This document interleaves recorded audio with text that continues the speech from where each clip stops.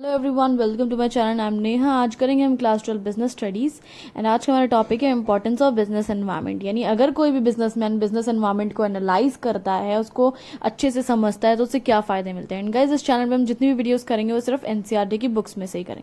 तो स्टार्ट करते हैं अपने सबसे पहला point. It enables the firm to identify opportunities and getting the first mover advantage.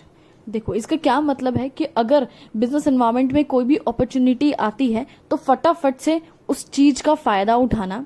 कौन उठाएगा? जिसने कि बिजनेस एनवायरनमेंट को एनालाइज कर रखा है, समझ रखा है। फर्स्ट मूवर एडवांटेज यानी सबसे पहला एडवांटेज उठाना। ठीक है, तो सबसे पहली बात है अपॉर्चुनिटीज होती क्या है?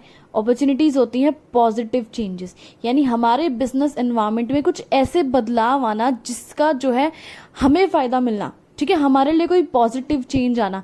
जैसे कि कोरोना आया, तो कोरोना किसी कंपनी के लिए, जैसे कि जो फूड स्टॉल्स वगैरह थे उनके लिए एक नेगेटिव चीज़ थी, लेकिन जो हम लोग मास्क बना रहे थे, सैनिटाइजर बना रहे थे, उनके लिए ये एक पॉजिटिव चेंज था कि भाई कोरोना आ गया है, अब सैनिटाइजर की डिमांड बढ़ जाएगी, तो प्रोडक्शन जो है अपनी इंक्रीज कर लो। तो जो बिजनेस एनवायरनमेंट को एनालाइज करेगा और सबसे पहले समझेगा कि भाई कोरोना की वजह से सैनिटाइजर की डिमांड बढ़ने वाली है और सबसे ज़्यादा जो है प्रोडक्शन करेगा, वही सबसे आगे खिलाड़ी बन जाएगा। तो अपॉर्चुनिटीज़ का इस तरह से फ़ायदा उठाना, देखना भाई हमें किस चीज़ की ज़रूरत आने वाली है, किस चीज़ की ज़रूरत नहीं आने वाली है। और फर्स्ट मूवर से मतलब है सबसे पहले फ़ायदा उठाना है। ठीक है, सबसे पहला इनिशिएटिव उठाना है।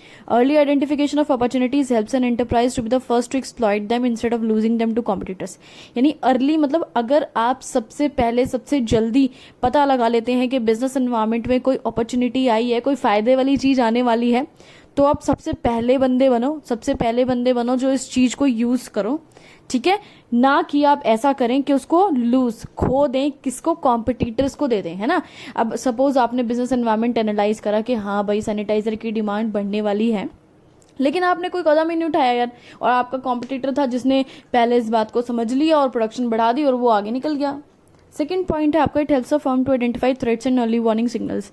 ये अगर हम बिजनेस एनवायरनमेंट को एनालाइज करते हैं तो हमें कोई थ्रेट, ठीक है, या कोई आने वाला होता है खतरा, मतलब कोई खतरा, या हमारे बिजनेस के लिए कोई खतरे की बात कर रही हूँ मैं, जान के खतरे की बात नहीं कर रही हूँ। अगर कोई आने वाला है तो हमें पहले से पता लग जाता है, हमें पहले से वार्निंग मिल जाती है। अब थ्रेट्स होते क्या हैं? धमकी नहीं है यहाँ पे, ये अगर आप लोग समझे तो धमकी नहीं है। थ्रेट्स का मतलब है कि हमारे एक्सटर्नल एनवायरनमेंट यानी बिजनेस एनवायरनमेंट में कुछ ऐसे चेंज आना जिसकी वजह से हमारी को नुकसान होने लगना, हमारी परफॉर्मेंस गिरने लगना। फर्स्ट में क्या था? अपॉर्चुनिटीज, यानी हमें फायदा हो रहा था बदलाव आने से। अभी इसमें क्या है? थ्रेट में हमें नुकसान हो रहा है बदलाव आने से।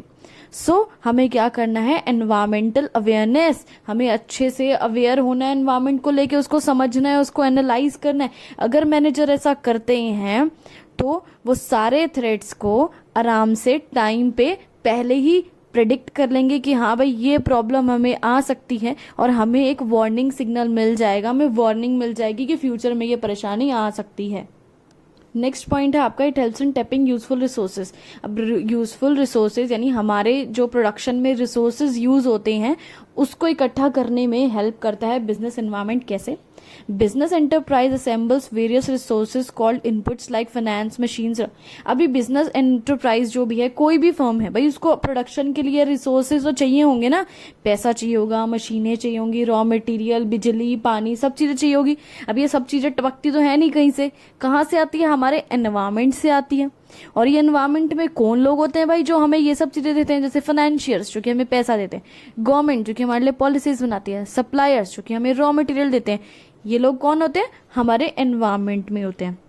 They decide to provide these resources with their own expectation to get something in return। और भाई ये हमें रिसोर्सेज क्यों प्रोवाइड कराते हैं? क्योंकि इनको भी बदले में कुछ चाहिए, कुछ कैश, ठीक है, कोई बेनिफिट, कोई ऐसा प्रोडक्ट जिससे उनका फायदा हो, इसलिए हमें ये सब चीज देते हैं। बिजनेस एंटरप्राइज का क्या काम है भाई? ऐसी पॉलिसीज बनाओ, ठीक है, ऐसे जो है प्रोडक्ट्स बनाओ, ताकि क्या हो, एनवायरनमेंट के जो लोग हैं वो आपको ये सब रिसोर्सेज देने में आपकी मदद करे। देखो यहाँ लिखा ना, convert those resources into outputs that the environment desire. यानी ऐसे आउटपुट, ऐसे प्रोडक्ट्स बनाओ जिसकी एनवायरनमेंट को इच्छा है। अब मैं कुछ ऐसा बनाने लग जाऊं, ठीक है, जिसकी डिमांड ही ना हो, फिर फायदा क्या है यार, फायदा क्या है उस चीज का, हमें कौन हेल्प करेगा, कौन फाइनेंशियल आके इन्वेस्टर आके बोलेगा कि मैं तुम्हारी कंपनी में पैसा लगाने वाला हूँ, बोलेगा क्या फालतू फद्दू की चीज बना रहा है तू। नेक्स्ट पॉइंट देखते हैं हमारा क्या है, it helps in कॉपिंग with rapid changes, यानी बिजनेस एनवायरनमेंट में बहुत सारे चेंजेस आते हैं, उसको कॉप अप करने के लिए, उससे डील करने में हमारी हेल्प करता है। देखो बिजनेस एनवायरनमेंट जो है हमारा डायनेमिक होता जा रहा है। डायनेमिक वर्ड का मतलब क्या है, जो कि हमने फीचर्स में भी पढ़ा था कि बार बार चेंज होता है, चेंजेस जो है होते रहते हैं हमारे एनवायरनमेंट में, फास्ट पेस में नहीं, बहुत तेजी से। ठीक है, कैसे कि आजकल बहुत ज़्यादा डिमांडिंग कस्टमर्स हो रहे हैं, कस्टमर जो है सेटिस्फेक्शन उनको मिलता ही नहीं है, चाहे कुछ दे दो भाई। Rapid changes in technology, technology कितनी अपडेट हो रही है आजकल, लैपटॉप फोन वगैरह कितनी जल्दी जल्दी अपडेट आ जाते हैं उसमें। एंड इंटेंस ग्लोबल कंपटीशन, और कितना ज़्यादा कंपटीशन बढ़ रहा है ना। तो बिजनेस एनवायरनमेंट में कितने जल्दी जल्दी और कितने तेजी से ये बदलाव आ रहे हैं। अगर मैनेजर चाहता है कि इनसे कॉप विद, यानी अच्छे से डील कर पाए इन सभी चेंजेस से, तो उसको क्या करना है, अंडरस्टैंड एंड एग्जामिन, अच्छे से अपने बिजनेस एनवायरनमेंट को समझना है, and develop suitable course of action, और उसी के अकॉर्डिंग प्लान्स और पॉलिसीज बनाने हैं। नेक्स्ट पॉइंट देखते हैं क्या है, it helps in assisting in planning and policy formulation. Business environment हमें प्लानिंग करने में और पॉलिसीज बनाने में हेल्प करता है। अब देखो भाई एनवायरनमेंट है, मैंने बताया उसमें अपॉर्चुनिटीज भी आती हैं, हमारे फायदे की चीजें भी होती हैं, थ्रेट्स नुकसान वाली चीजें भी होती है, चेंजेस भी होते हैं। अगर आप जो है उसको अच्छे से अंडरस्टैंड करते हैं, एनालाइज करते हैं बिजनेस एनवायरनमेंट को, तो इससे क्या होगा, आप फ्यूचर कोर्स ऑफ एक्शन, यानी ये डिसाइड कर पाएंगे कि फ्यूचर में आपको क्या एक्शन करना है, मतलब प्लानिंग बेसिकली मैं बोलना चाह रही हूँ, प्लानिंग कर पाएंगे कि फ्यूचर में आपको क्या करना है और क्या नहीं करना है। डिसीजन मेकिंग कर पाएंगे, आप पॉलिसीज बना पाएंगे फ्यूचर के लिए। अगर आप बिजनेस एनवायरनमेंट को अच्छे से एनालाइज करते हैं, अगर एनालाइज करा ही नहीं है आपने, कुछ पता ही नहीं है आपको, तो चुपचाप जैसे चल रहे हो वैसे चलता जा रहा है, फायदा हो रहा है तो फायदा, नुकसान हो रहा है तो नुकसान।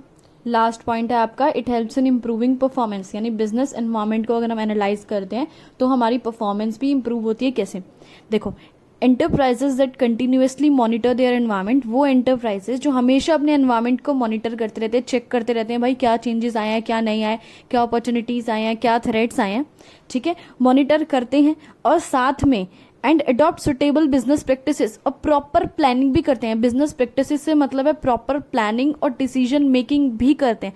वही बिजनेसेस होते हैं जो कि अपना इम्प्रूव करते हैं परफॉर्मेंस। ठीक है, बिजनेस एनवायरनमेंट जो अच्छे से एनालाइज करेंगे बिजनेस एनवायरनमेंट को, वही जो है परफॉर्मेंस अपनी अच्छी कर पाएंगे और सक्सेस लंबे समय तक कर पाएंगे। अगर मॉनिटर नहीं करेंगे अपना जो है बिजनेस एनवायरनमेंट, तो उनको नुकसान भी हो सकता है, कहीं कुछ ऐसी बात हो जाए, ऐसे चेंजेस आ जाए जो उनके बिजनेस के खिलाफ हो, फिर क्या करेंगे वो, है ना। प्लानिंग करनी तो इंपॉर्टेंट है। इससे वीडियो खत्म हुआ। Thanks for watching this video, please like share and subscribe.